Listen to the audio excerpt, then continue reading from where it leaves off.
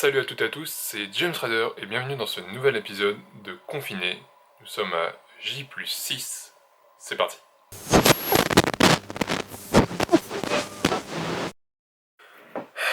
Salut à toutes et à tous, et du coup bienvenue dans ce nouvel épisode. Donc comme je le disais dans l'intro, on est à J+6 et j'ai pas mal de choses à vous dire aujourd'hui. Donc on est le 22 mars et il est actuellement 18h11 et j'ai quelques trucs à vous dire et en vrai... c'est pas pour être pessimiste en fait, mais je trouve un peu que la situation se dégrade, même si là du coup ça fait déjà 6 jours qu'on est confiné à la maison et qu'on n'a pas enfin on n'est pas sorti de la maison. En tout cas pour nous ici. Hein. Enfin je suis sorti dans le jardin qu'on a la chance d'avoir, mais c'est tout. Et on va dire que j'ai une nouvelle positive, qui est l'activité sportive en général, et plutôt des nouvelles négatives dans l'ensemble. Et en fait c'est et des points de vue négatifs sur la situation. Et malheureusement, c'est ce qui se passe. Et c'est ce qui me dérange en fait. Enfin même ce qui me dérange. Ce qui peut faire peur aussi en fait. Donc pour contextualiser les chiffres, on va commencer par ce qui se passe mal et on finira par une touche positive. Donc pour les chiffres là, je suis sur une capture d'écran là du Journal des Femmes, d'un site qui s'appelle le Journal des Femmes. J'ai vérifié juste avant sur Le Figaro, et là, du coup, c'est un autre site, qui a été actualisé, du coup, le 22 mars, donc aujourd'hui, à 14h30. Donc, les chiffres actualisés, c'est qu'on est à peu près à un peu plus de 15 000 cas confirmés en France, pour 562 décès liés au coronavirus, tandis que dans le monde, on est à 13 000 morts et plus de 300 000 personnes qui seraient contaminées. Ce qui est quand même assez exceptionnel. Enfin, un nombre quand même qui se développe de plus en plus vite, qui grandit très vite. Et en fait, voilà, il y a un truc que je trouve aberrant en France. On a des gens, et du coup on le voit aux médias, enfin à la télé, à la radio, on l'entend beaucoup partout. Et de toute façon, les images le parlent d'elles-mêmes. Et puis même mes amis que je vois en France à travers les réseaux via les stories Insta montrent des personnes dans la rue. Et je trouve ça abusé, genre. On nous dit d'être confinés, on nous dit de pas être égoïste, de penser, même tous les infirmiers que tu peux connaître ou ceux qui partagent sur les réseaux disent qu'il faut rester chez soi, et il y en a qui, juste parce que ils ont envie de sortir, faire leur footing et tout, genre ils peuvent pas s'en passer ou le faire chez eux, comme des millions le font déjà, et ils sortent chez eux, ils font leur petite balade et tout. Mais genre, je pense qu'il faut penser pour une fois dans sa vie. On n'a pas connu les guerres mondiales, mais là on connaît une crise sanitaire qui touche tout le monde. Du coup, je pense qu'il faut vraiment qu'on pense à tous. Et justement, faut pas se dire ah bah tiens, c'est parce que je suis tout seul et que du coup je croise des personnes dans la rue que je vais sortir.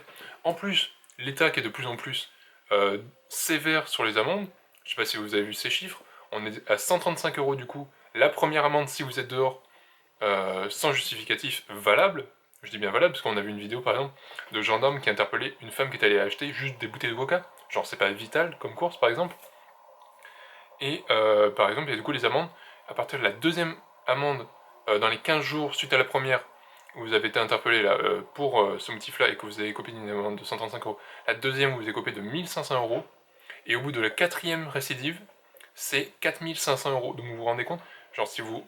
Bon, il faut être très con je pense pour récidiver autant de fois, mais ça voudrait dire que tu dépenses 6000 balles, genre ils montraient à la télé qu'il y a par exemple des couples qui avaient dépensé 600 balles comme ça. Et ou par exemple des gens, même si c'est dur à dire, hein, c'est sûr, qui sont fait, qui se sont pris une amende en sortant d'un cimetière, en sortant de l'enterrement d'un proche.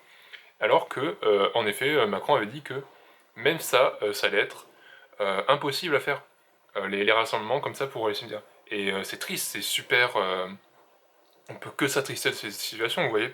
Mais voilà, je pense qu'il faut vraiment se mettre dans ce contexte de... On est privé de beaucoup de liberté, mais c'est pour le bien commun, pour que nous-mêmes aussi, on puisse ne pas être infecté, ou si on a potentiellement le virus, qui peut ne pas être fatal ou nous provoquer des arrêts respiratoires, on pourrait le transmettre à quelqu'un. Et du coup, c'est pour ça qu'il faut vraiment pas sortir. Et, euh, et du coup, après, bah, c'est sûr qu'il y a par exemple en Italie, on a eu ces images de ces militaires qui sortaient du coup euh, les cadavres du coup en camion, enfin par camion. Du coup, il n'y a aucun proche qui peut être là pour les incinérations. Et voilà, c'est fatal comme situation. Et on n'y peut rien. Et il faut vivre avec, quoi.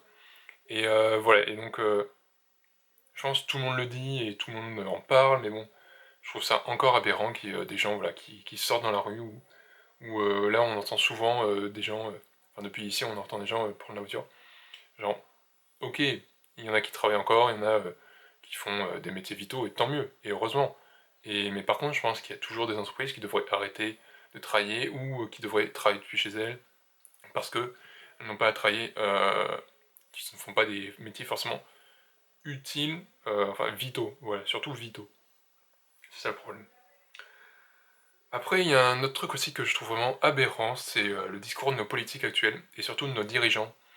Hier soir, on avait la ministre des Armées qui faisait une allocution, enfin qui était interviewée par une journaliste de France 2, ou un journaliste, je sais plus, et qui a dit un discours sur enfin, qui a dit un propos du coup sur l'investissement de l'armée euh, enfin pour faire face au coronavirus et pour soutenir le corps médical. Donc on en entend beaucoup parler de cet hôpital de campagne qui a installé à Mulhouse, donc à côté de l'hôpital de Mulhouse, qui va installer 1000, qui va installer 100 lits.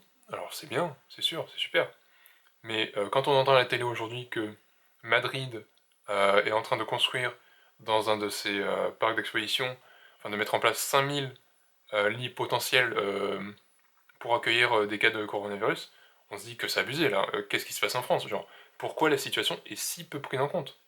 Pourquoi on est si modéré sur la gravité des choses en fait? Pourquoi on y va si lentement?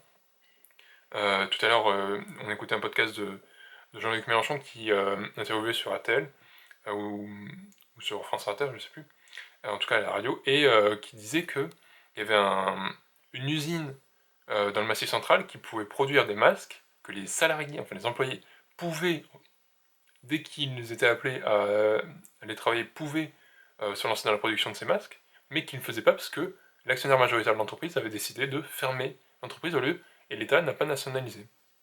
Et voilà. Et du coup, là, on se rend compte que il y a 10 ans auparavant, il y avait plus d'1 milliard de masques chirurgicaux, enfin chirurgicaux, de masques du coup dont les hôpitaux ont besoin et qu'ils réclament. Et on se rend compte qu'il y a eu des baisses drastiques de subventions pour les hôpitaux, pour le corps médical. Je crois qu'il y a eu une économie de 12 milliards sur la santé qui a été faite par le, le gouvernement Macron. Et du coup, voilà, et maintenant on se rend compte qu'il y a des manques, que du coup c'est des manques graves, et pour accompagner toutes ces, pour bien fonctionner et bien accompagner les malades. Et donc c'est grave. Par exemple, un truc encore plus grave, et on trouve assez aberrant, à la sortie de cette crise sanitaire, ben, presque on se demande s'il va pas y avoir une guerre mondiale. Parce que la dernière fois qui est tombée là, et qui était vérifiée par les journalistes, pardon, c'est que l'Autriche, je vérifie l'info, mais l'Autriche, il semblerait que ce soit l'Autriche qui a volé, enfin oui, qui a volé en fait, des masques qui étaient destinés à l'Italie et que la Chine envoyait. Genre des centaines de milliers de masques.